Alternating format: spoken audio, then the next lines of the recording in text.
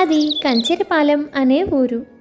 ఆ ఊరిలో ఈయన పేరు పరంధామయ్య. పరంధామయ్య ఎంతో మంచివాడు. ఎవరికి ఏ కష్టం వచ్చినా సహాయం చేస్తూ అందరికీ మంచి జరగాలని కోరుకునే మనస్తత్వం కలవాడు. ఆస్తిపాస్తులు పెద్దగా లేకపోయినా తనకున్న దానిలోనే దాన ధర్మాలు చేస్తూ ఊరిలో మంచి పేరు తెచ్చుకున్నాడు.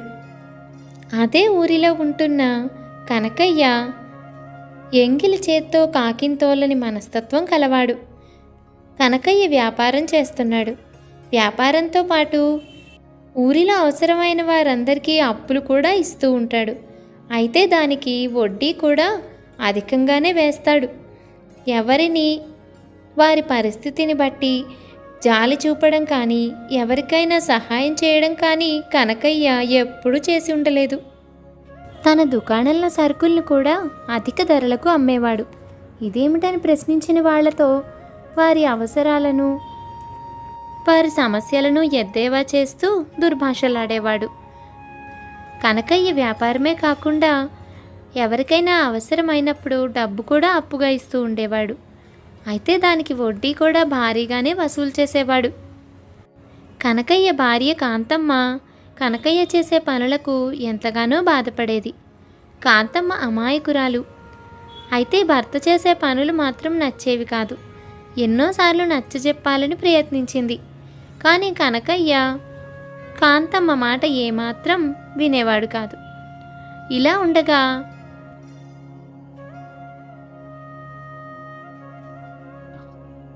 అయ్యా కనకయ్య గారు, మీరు చేసింది ఏమాత్రమైనా న్యాయంగా ఉందా చెప్పండి.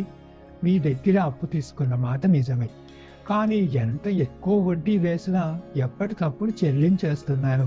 ఆ విషయం మీకు కూడా తెలుసు. అటువంటిది అప్పు చెల్లించడం లేదన్న నెపంతో నా ఇంటిని స్వాధీనం చేసుకోవాలనుకోవడం ఎంతవరకు న్యాయం? ఆ ఇల్లే నా మనవరాలి పెళ్లికి ఉపయోగపడుతుంది. పాపం, తల్లిదండ్రులు చిన్నతనంలో చనిపోతే అప్పటి నుండి నేనే కష్టపడి పెంచి పెద్ద చేశాను. ఇక తనకు పెళ్లి చేసే వయసు వచ్చింది. ఆ ఇంటిని నమ్ముకునే తనకు సంబంధాలు చూస్తున్నాను.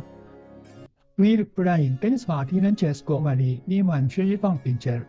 వారు ఇంటిలో సామానంతా బయటపడేసి ఇల్లు ఖాళీ చేయవలసిందేనని నా పీట మీద కూర్చున్నారు. ఇది ఏం బాగుంది? మీ పాకి చెల్లించకుండా నేను ఎక్కడికి పోతానని? ఆ ఇల్లు అమ్మేస్తే నా మనవరాలి పెళ్లి ఏ లోటు లేకుండా చేయొచ్చు. ఇక తను అత్తవారింటికి వెళ్ళిపోయాక నేను బతుకున్నంతకాలం కష్టపడి డబ్బు సంపాదించి మీ అప్పు తీర్చేస్తాను. ఇప్పుడు మాత్రం ఆ ఇంటి జోలికి రాకండి, మీకు పుణ్యం ఉంటుంది. అదే కదయ్యా నా బాధ కూడాను.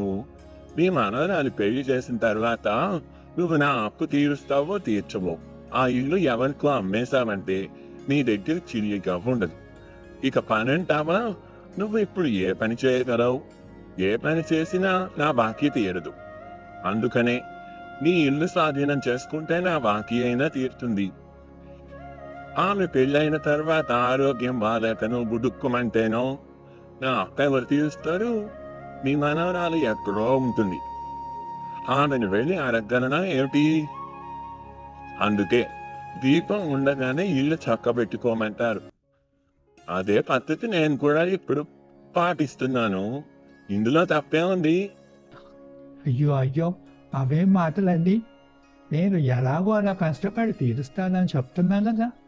ఒక ఆడపిల్ల పెళ్ళి అయినా మీకు ఆస్తులకు డబ్బుకు ఏం లోటు? ఇంత ఆలోచించాల్సిన అవసరం ఉందా చెప్పండి? ఏదో కష్టాల్లో ఉన్నవాళ్ళు, చేతిలో డబ్బు లేని వాళ్ళు ఇంత తీవ్రంగా ఆలోచించి బాధపడాలి. మీకు నా బాకీ రాకపోయినా లక్షలకు లక్షలు ఆస్తి ఉంది. అయినా కూడా నేను బాకీ చెల్లిస్తాననే చెప్తున్నాను. నేను చెల్లించలేని పక్షాన నేను బతికినంత కాలం మీకు బానిసగా ఊడిగం చేస్తాను. ఈ కారణం అడ్డు పెట్టుకుని ఆడపిల్ల పెళ్లి చేయకుండా అడ్డుపడుతున్నారు. మీకు పాపం చుట్టుకుంటుంది. మన ఊరిలో ఉండే పరంధామయ్య గారిని చూడండి. రూపాయి డబ్బు లేకపోయినా అవసరమని అడిగిన వారందరికీ సహాయం చేస్తూ ఉంటారు. ఆయనకేం ఆస్తిపాస్తులు ఉన్నాయని ఆయన కూడా మీలాగా ఆలోచిస్తే నిజంగానే ఈ పాటికి కొద్ది గొప్ప సంపాదించుకునేవాడు. కానీ ఉన్నదానిలోనే దాన ధర్మాలు చేస్తూ బతుకుతూ ఉంటే ఆయన ఆస్తులు ఎక్కడ సంపాదించుకోగలుగుతారు? అయినా కూడా ఎప్పుడూ అలా ఆలోచించలేదు. మీకు తెలుసా, పేదల కోసం ధర్మసత్రం కట్టించారు ఈ మధ్యనే.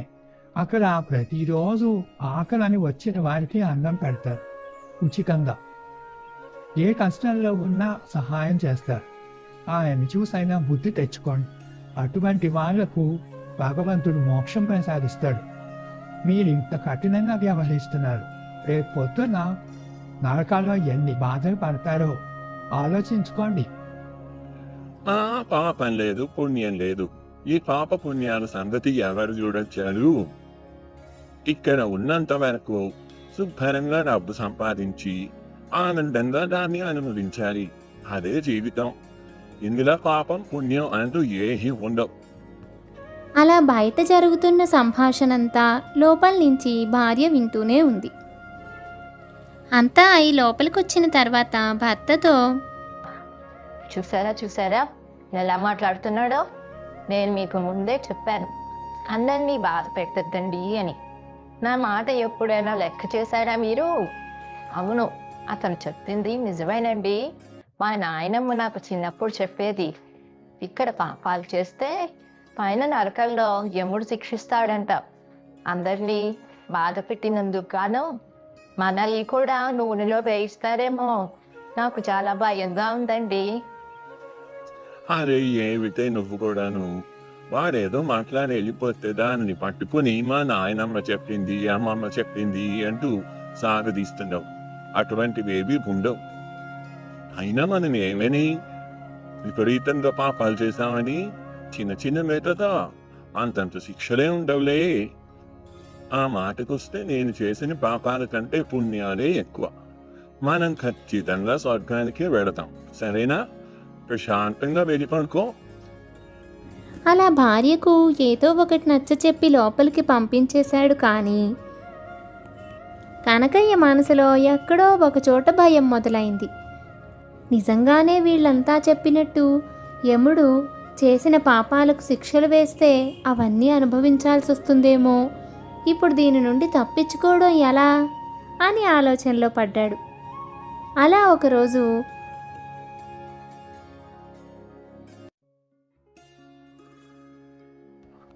తెలుసో తెలియకో మనుషులు చాలా పాపాలు చేస్తూ ఉంటారు. వాటన్నిటికీ నరకంలో శిక్షలు పడతాయి. ఇవన్నీ మనకు తెలిసిన విషయమే. ఏ తప్పుకు ఏ శిక్ష పడుతుందో కూడా గరుడ పురాణంలో స్పష్టంగా చెప్పబడి ఉన్నది. అయితే ఇక్కడ ఒక ముఖ్యమైన విషయం చెప్తాను. ఏ మనిషి అయితే కాశీలో అడుగు పెడతాడో అతనికి దోషాలన్నీ తొలగిపోయి మోక్షం ప్రాప్తిస్తుంది. చేసిన పాపాలన్నీ మటుమాయమైపోతాయి. కాశీలో అడుగు పెట్టినంతనే మన పాపాల చిట్టా అంతా తొలగిపోయి పునీతులం అవుతాము. మరొక గమ్మత్తైన విషయం ఏమిటంటే కాశీలోకి యముడు ప్రవేశించలేడన్నది పురాణాలు చెబుతున్న మాట. కాశీలో ఎవరు మరణించినా వారు ఖచ్చితంగా మోక్షం పొందుతారు. యముడు వారిని తీసుకుని వెళ్ళలేడు. అందుకే అందరూ కాశీలో చనిపోవాలని ఆశపడుతూ ఉంటారు. ఇలా ఆ మాటలు వింటూనే కనకయ్యకు తన సమస్యకు సులభమైన పరిష్కారం దొరికింది అనే ఆలోచన వచ్చింది. ఇక పూర్తిగా ఋషి ఏం చెప్తున్నాడా అన్న సంగతి కూడా పట్టించుకోకుండా గబాగబా భార్య దగ్గరకు వెళ్ళి సంగతంతా చెప్పాడు. అది సంగతి కాంతం. ఇప్పుడు నీకంతా అర్థమైంది కదా. ఇంతకాలం మనం ఏదో పాపం చేసేసాం, శిక్షలు పడతాయేమో అని భయపడ్డాం.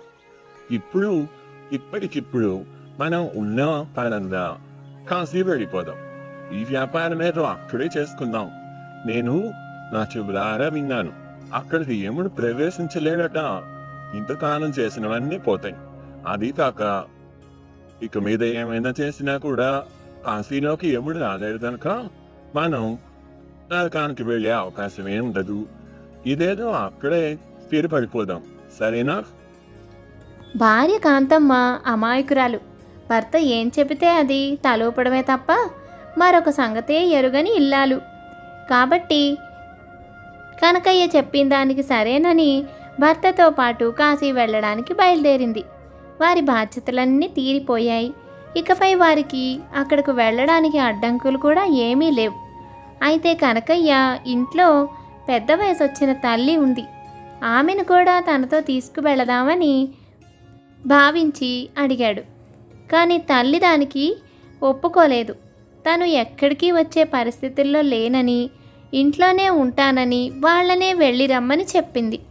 దాంతో చేసేది లేక కనకయ్య కాంతం కాశీ ప్రయాణానికి బయలుదేరారు.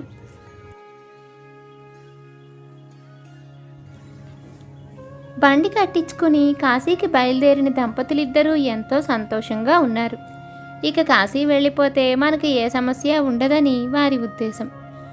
అలా వెళుతూ ఉండగా కాసేపటికి కొంత దూరం వెళ్ళిన తర్వాత బండి చక్రం రాయికి తగిలి లోపల కూర్చున్న కనకయ్య కాస్త కింద పడ్డాడు. దాంతో కనకయ్య చేతికి బలంగా గాయమైనది. హడలిపోయిన కాంతం ఎలాగో అలాగా ఆసుపత్రికి తీసుకువెళ్ళింది. డాక్టర్ కనకయ్యను పరీక్షించి చేతికి బలమైన గాయం అయిందని చెప్పి కట్టుకట్టాడు. అలా కొన్ని రోజులు ఆసుపత్రిలోనే ఉండవలసి వచ్చింది కనకయ్యకు. ఊరు కాని ఊరు, ప్రాంతం కాని ప్రాంతంలో చాలా రోజులు ఇరుక్కుపోయాడు కనకయ్య. ఆ కట్టు తీసిన తర్వాతనే మళ్ళీ బయలుదేరడానికి అవకాశం లభించింది. గాయం మాని కట్టు తీసివేయడంతో మళ్ళీ వారి ప్రయాణాన్ని ప్రారంభించారు ఆ దంపతులిద్దరూ. అలా ఈసారి కొంత ప్రయాణం కొనసాగించిన తర్వాత వారి బండికి ఎదురుగా వస్తున్న ఒక యువకుడిని బండి గుద్దేసింది. దాంతో ఆ అబ్బాయి వాళ్లను అడ్డగించి తనకు న్యాయం చేయనిదే ఊరు నుంచి కదలనివ్వమని పట్టుపట్టారు. ఆ యువకుడికి పెద్దగా గాయాలు కూడా ఏమీ అవ్వలేదు, చిన్న దెబ్బలే తగిలాయి. అయినా అతను ఊరుకోలేదు. ఆ ఊరి పెద్ద 2 రోజుల పనిపై ఊరు వెళ్ళాడట. ఆ ఊరి పెద్ద వచ్చేదాకా అక్కడే ఉండాలని, తనకు న్యాయం చేసే వెళ్ళాలని ఆ యువకుడు వారిని నిర్బంధం చేశాడు. దాంతో చేసేది లేక ఆ ఊరిలో ఇరుక్కుపోయారు వాళ్ళిద్దరూ. ఆ 2 రోజులు పూర్తయిన తర్వాత మొత్తానికి ఊరి పెద్ద వచ్చాడు. సమావేశం జరిగింది. కనకయ్య ఎంత చెప్తున్నా ఊరి పెద్ద కానీ ప్రజలు కానీ వినిపించుకోలేదు. ఆ యువకుడు చెప్పినదే పరిగణలోకి తీసుకుని ఆ యువకుడికి డబ్బు చెల్లించాలి అని తొందర పెట్టారు. ఇక చేసేది లేక అయిష్టంగానే ఆ యువకుడికి డబ్బు చెల్లించి తిరిగి వారి ప్రయాణాన్ని మొదలుపెట్టారు. అలా అడుగడుగునా ఏదో ఒక అడ్డంకి వారికి ఎదురవుతూనే ఉంది. కాశీ ప్రయాణం అనుకుంటే ఇన్ని సమస్యలు వస్తున్నాయేమిట్రా దేవుడా అని ఇద్దరు తలలు పట్టుకున్నారు. అసలు సంగతి అర్థం చేసుకునే జ్ఞానం కనకయ్యకు లేదు. కాంతం అమాయకురాలు కావడంతో తనకు విషయం అర్థం కాలేదు. చేసే పాపాలన్నీ చేసేసి కాశీలో అడుగుపెట్టి పోగొట్టుకుందామనుకుంటే భగవంతుడు జరగనిస్తాడా? ఇక ఎట్టకేలకు చాలా కష్టాలు పడి కొంతకాలమే ప్రయాణించి కాశీలోకి అడుగు పెట్టాము అని సంతోషపడేలోపే వారికి కనకయ్య తల్లి మరణ వార్త తెలిసింది. ఇన్ని రోజులు పడ్డ కష్టమంతా వృధా. మతిపోయింది కనకయ్యకు. ఇక చేసేది లేక తిరుగు ప్రయాణం అయ్యాడు. అయితే ఈసారి ప్రయాణంలో ఏ అడ్డంకులు రాలేదు. తొందరగానే ఊరు చేరుకున్నాడు. జరగవలసిన కార్యక్రమాలన్నీ జరిపించారు. కార్యక్రమాలన్నీ జరిగిన తర్వాత భర్త మళ్ళీ తనను కాశీ ప్రయాణానికి వెళ్ళాలి అని తొందర పెడతారు అనుకుని అన్నీ సిద్ధం చేసుకుని తయారుగా ఉంది కాంతం. అయితే అనూహ్యంగా కనకయ్య కాంతమ్మతో అసలు ప్రయాణం గురించిన ప్రస్తావనే తీసుకురాలేదు. ఇంకా విచిత్రమైన విషయం ఏమిటంటే కనకయ్య పేదవారిని పీడించడం, డబ్బు ఇచ్చి మోసగించడం, సరుకులు అధిక ధరలకు అమ్ముతూ ప్రజల్ని బాధపెట్టడం వంటి పనులు చేయడం మానేశాడు. నీతిగా నిజాయితీగా అందరితోనూ అభిమానంగా ఉండడం మొదలుపెట్టాడు. ఇదంతా భార్య గమనిస్తూనే ఉంది. ఈ మార్పు భార్యకు ఆశ్చర్యాన్ని కలిగించింది. నేనెప్పుడు మీరు ఇలా ఉండడం చూసి ఎరుగను. ఎప్పటి నుంచో మీరు ఇలా ఉంటే బాగుండు అని మాత్రం అనుకున్నాను. ఎన్నోసార్లు ఇలా ఉండమని కూడా అడిగాను, కానీ ఎప్పుడూ నా మాట చెవిని ఎక్కించుకోలేదు. అటువంటిది ఉన్నట్టుండి మీలో ఇంత మార్పు రావడానికి కారణం ఏంటి? అసలు ఏం జరిగింది? ఓ అదా, నాకు బుద్ధి వచ్చింది కాంతం. నీకు ఈ సంగతి తెలిసే ఉంటుంది కదా, పరంధామయ్య చనిపోయాడని. అసలు ఎక్కడ ఎలా చనిపోయాడో తెలుసా? పరంధామయ్య తన బంధువుల ఇంట్లో పెళ్లి ఉంటే కాశీకి వెళ్ళాడట. అక్కడికి వెళ్ళిన తర్వాత పెళ్లి అయిపోయి తిరిగి వచ్చే క్రమంలో ఉన్నట్టుండి కుప్పకూలిపోయాడట. ఒక అనారోగ్యం లేదు, ఒక సమస్య లేదు. సునాయాసంగా, అది కూడా కాశీలో మరణించాడు. మనం కాశీ వెళ్ళాలని, అక్కడే ఉండాలని ఎంత ప్రయత్నం చేశాం. రోజుల తరబడి మన ప్రయాణం వాయిదా పడుతూ వచ్చింది. ఎన్నో అడ్డంకులు కూడా ఎదుర్కొన్నాం. చివరకు నానా కష్టాలు పడి చేరుకుంటే కూడా ఇలా అమ్మ చనిపోవడంతో తిరిగి వచ్చేసాం. మనం తిరిగి వచ్చే సమయానికి ఊళ్ళో అందరూ బాధగా ఉండడం నేను గమనించాను. అమ్మ చనిపోయినందుక అని కొంత ఆశ్చర్యపోయాను. తర్వాత తెలిసిన విషయం ఏమిటంటే పరంధామయ్య కూడా అంతకు ముందే చనిపోయాడట. అందుకనే అందరూ అంత బాధగా ఉన్నారు. అసలు ఎలా ఉందో చూద్దాం కదా అని ఒకరోజు దుకాణానికి వెళితే అక్కడ ఎలా మాట్లాడుతున్నారో తెలుసా? మీరు చాలా రోజుల నుంచి కనపడకపోయేసరికి మీరు ఇక బతికేరేమో అనుకున్నాం. మీరు ఇంకా బతికే ఉన్నారా? ఈయన ప్రతి ఒక్కరూ మన గురించి వెటకారంగానే మాట్లాడారు. అదే పరంధామయ్య చనిపోతే వాళ్ళ ఇంట్లో వ్యక్తి చనిపోయినట్టు, ఏదో కోల్పోయినట్టు బాధపడ్డారు. ఇదంతా ఆలోచిస్తే నాకు అప్పుడు అర్థమైంది.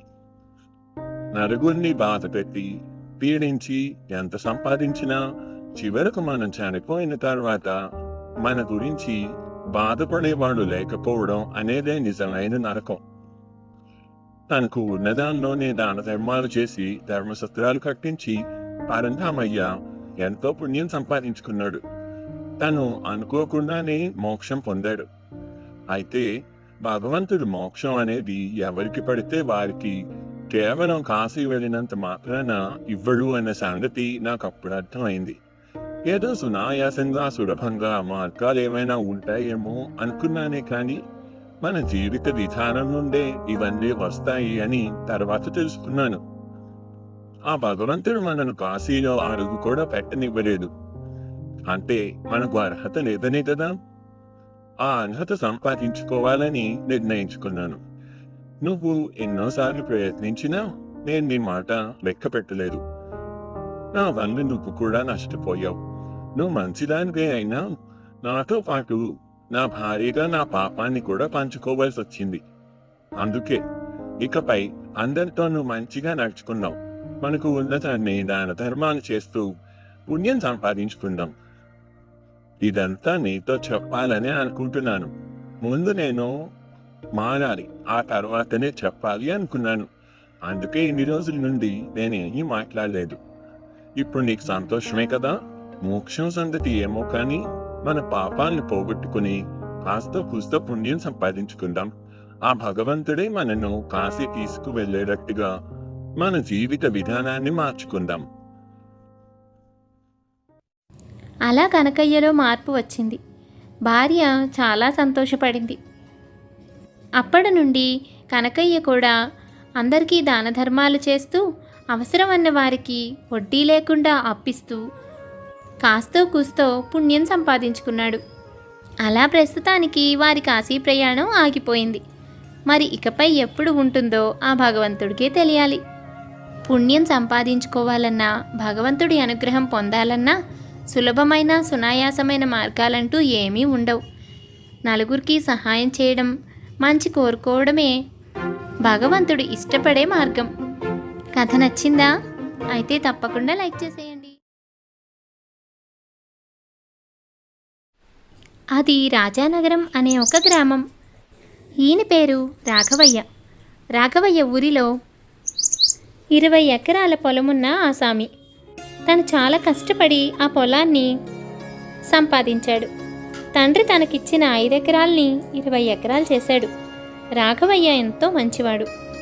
రాఘవయ్య భార్య జానకమ్మ కొడుకు రంగడు పుట్టిన తర్వాత 2 ఏళ్లకే చనిపోయింది. రంగడిని రాఘవయ్య ఎంతో ప్రేమగా తల్లి లేని లోటు తెలియకుండా పెంచాడు. కానీ రంగడు సోమరిపోతులా తయారయ్యాడు.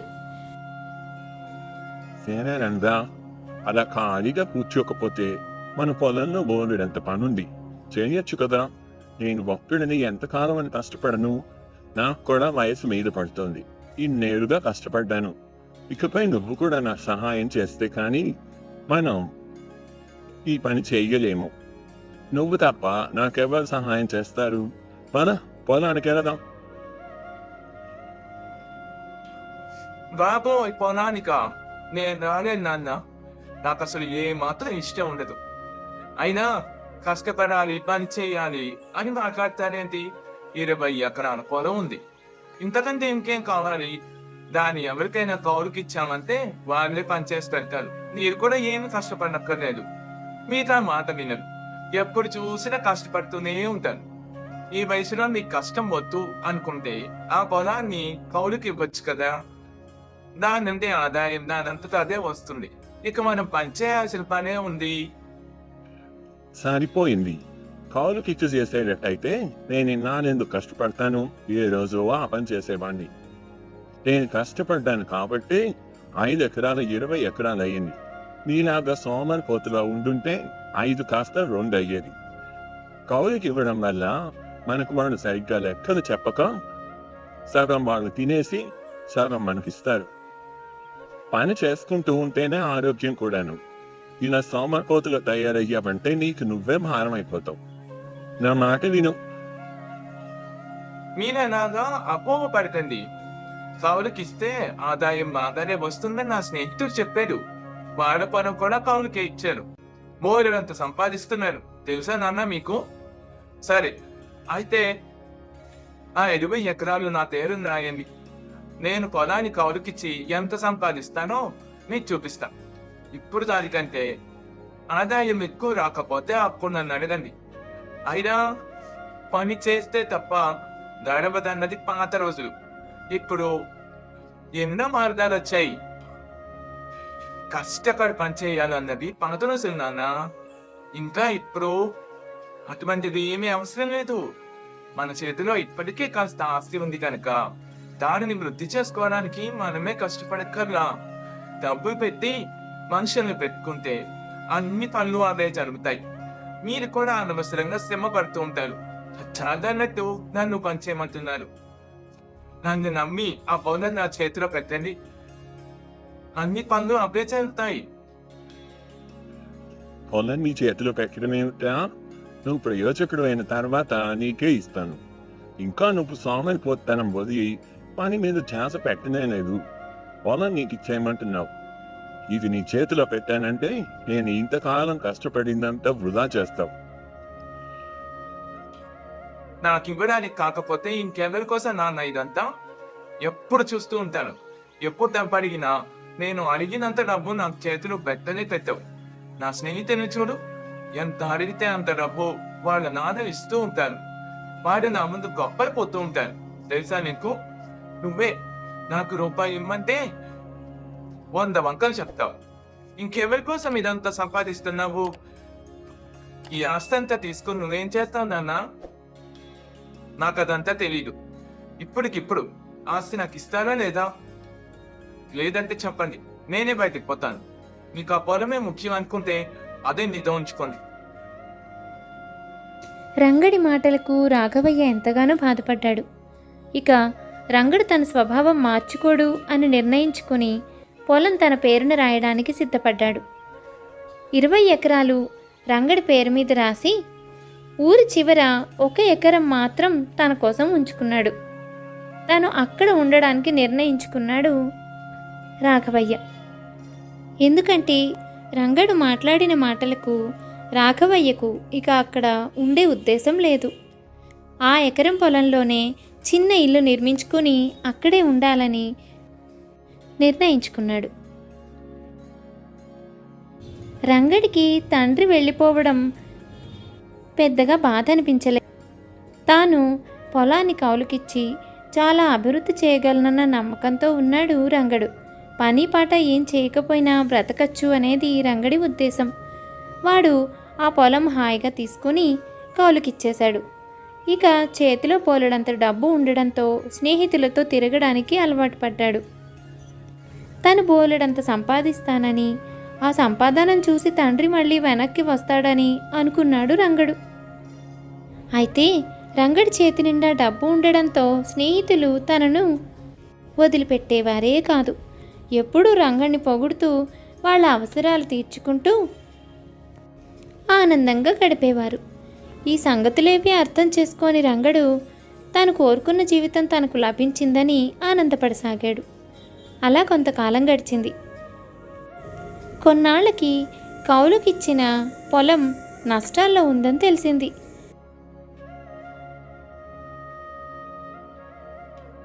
అదేంటండి అలా అంటున్నారు?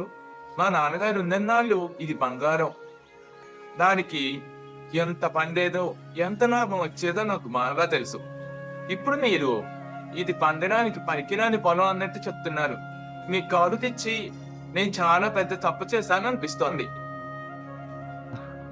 బాబు, మీకు నమ్మకం లేకపోతే మీ పొలం మీరే తీసుకొని సాగు చేసుకోండి. అన్నండం దేనికి? మీ నాన్నగారు ఏం చేసేవారో నాకు తెలియదు. నాకు తెలిసిన పద్ధతిలో నేను చేశాను, కానీ అది ఏమాత్రం పండలేదు.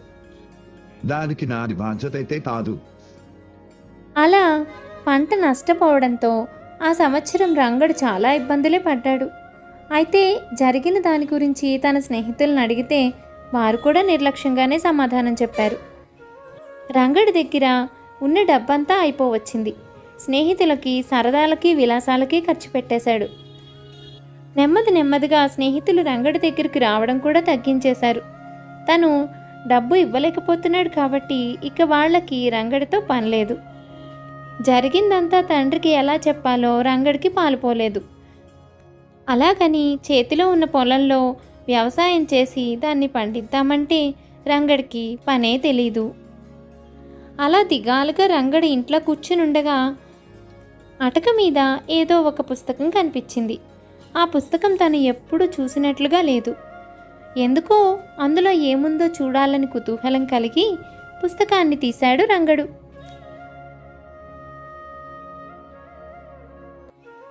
ఆ పుస్తకం మొదటి పేజీ తీసి చూడగానే, కష్టపడి నీ దగ్గర ఉన్న పొలంలో పనిచేయి, నువ్వు విజయం సాధిస్తావు అని రాసుంది. రంగడికి అది చూడగానే విసుగొచ్చింది. అబ్బా, ఇక్కడ కూడా పని చేయడం గురించేనా? దగ్గర కూడా రా బాబు. నాకేమో ఏదైనా పని చేయాలంటే విపరీతమైన బద్ధకం. సరే, తర్వాత పేజీలో ఏముందో చూద్దాం. రంగడు తర్వాత పేజీ తీసి చూశాడు. అందులో ఇలా రాసి ఉంది: అడవికి ఉత్తర దిక్కుకు ఎప్పుడూ వెళ్ళకు, అక్కడ ప్రమాదకరం, అనుకోని సంఘటనలు జరుగుతాయి. ఇది చూసేసరికి రంగడు ఆలోచనలో పడ్డాడు. అనుకోని సంఘటనలంటే ఏమిటో, ప్రమాదం అయితే మాత్రం అక్కడ ఏముందో చూడాలని కుతూహలంగా ఉంది. ఒకవేళ నాకేదైనా కలిసి రావచ్చు కదా, ఏదైనా నిధి దొరకచ్చు. అయితే ఈ అడవికి ఉత్తర దిక్కున వెళదాం అనుకున్నాడు. అలా అడవికి ఉత్తర దిక్కుగా వెళుతూ ఉండగా రంగడు ఒక చోట ఆగాడు. అక్కడ ఏదైనా నిధి ఉందేమో అని అనుమానం వచ్చింది రంగడికి. ఆ చెట్టు దగ్గర చేతితో తడిమి చూశాడు. అయితే ఆశ్చర్యంగా అక్కడ నుండి ఒక రాక్షసి బయటికి వచ్చింది. ఏయ్, ఎవరి నువ్వు? నా నిద్రని పాడు చేశావు. నేను ఇక్కడ 100 సంవత్సరాల నుండి నిద్రపోతున్నాను. నీవిప్పుడు నా నిద్రకు భంగం కలిగించినందుకు గాను నేను తినేస్తాను. రంగడు రాక్షసిని చూసేసరికి కంగారు పడ్డాడు. అసలే తినేస్తాననడంతో ఏం మాట్లాడాలో తెలియక తడబడుతూ ఇలా అన్నాడు: అదేంటంటే నాకు మీరిక్కడ ఉన్నారన్న సంగతి తెలియదు. అందుకనే ఇక్కడికి వచ్చి ముట్టుకున్నాను. నేను ఇక్కడ ఏదో అద్భుతం జరుగుతుందనుకుని వచ్చాను. దయచేసి నన్ను విడిచిపెట్టండి. నన్ను తినేయదు రాక్షసి గారు. నేను నిద్ర లేచిన తర్వాత నాకు ఏదో ఒక ఆహారం వెంటనే తినాలి, లేదంటే ఉండలేను. నువ్వు ఏదైనా ఆహారం పెట్టావంటే అప్పుడు నిన్ను తినకుండా వదిలేస్తాను, లేదా నిన్ను తినేస్తాను. చెప్పు, నన్ను ఏం చేయమంటావో? రంగడికి మతిపోయింది. తాను తినడానికే చేతిలో డబ్బు లేదు. ఇప్పుడు రాక్షసికి ఏం పెట్టాలి?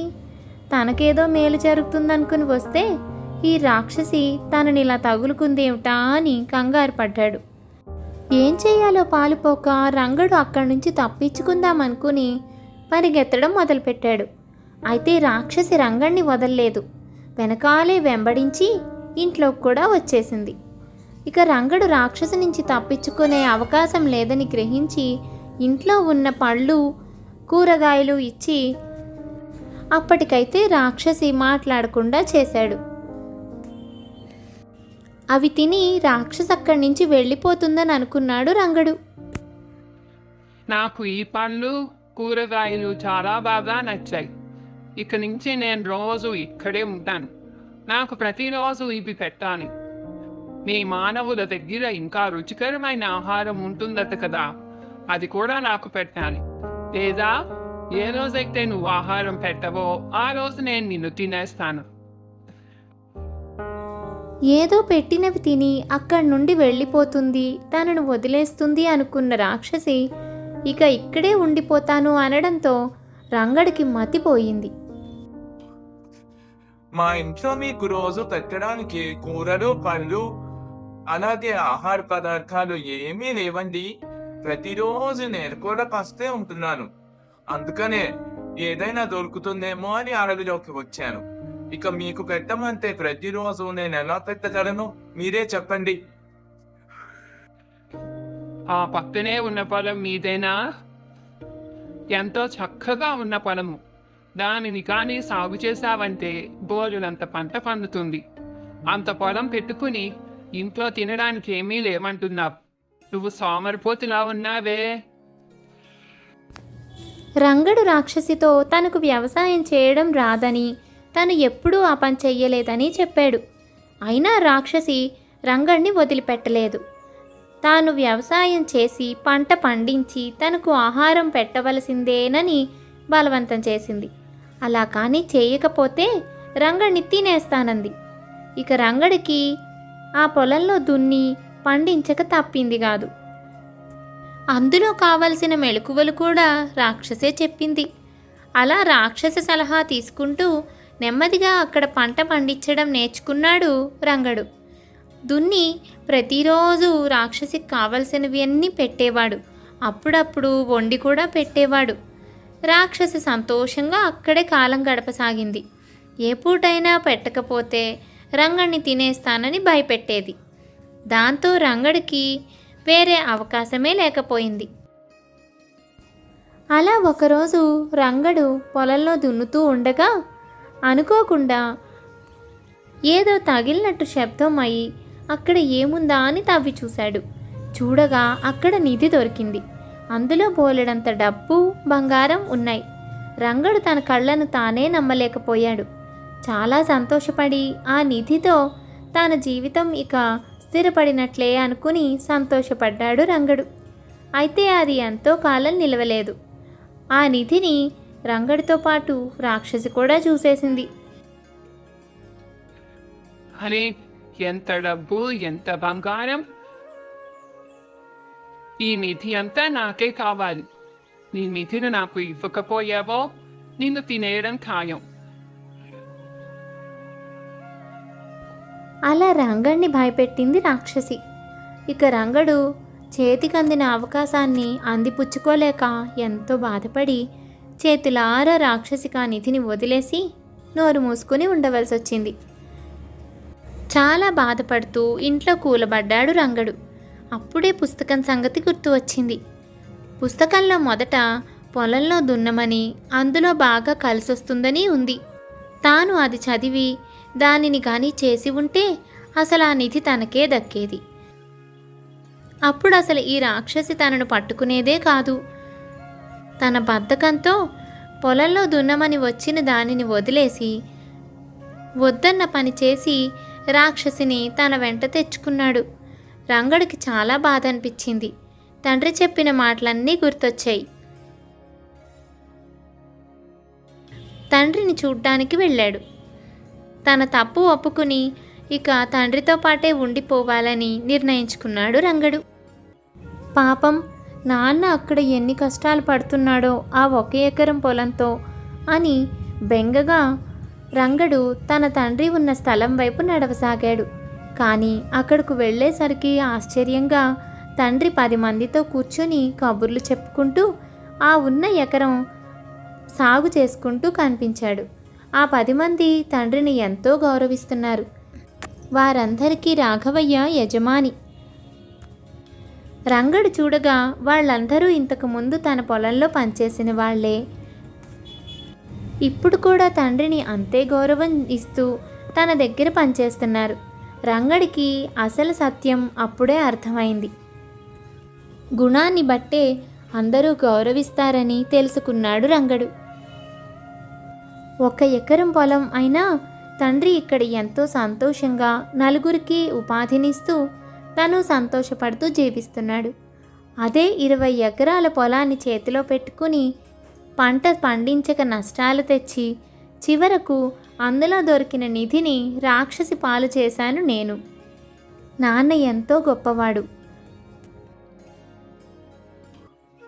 నాన్న, నన్ను క్షమించండి. మీరు చెప్పినప్పుడు వినుక చాలా పెద్ద తప్పు చేశాను. ఇప్పుడు అన్నీ నష్టపోయాను.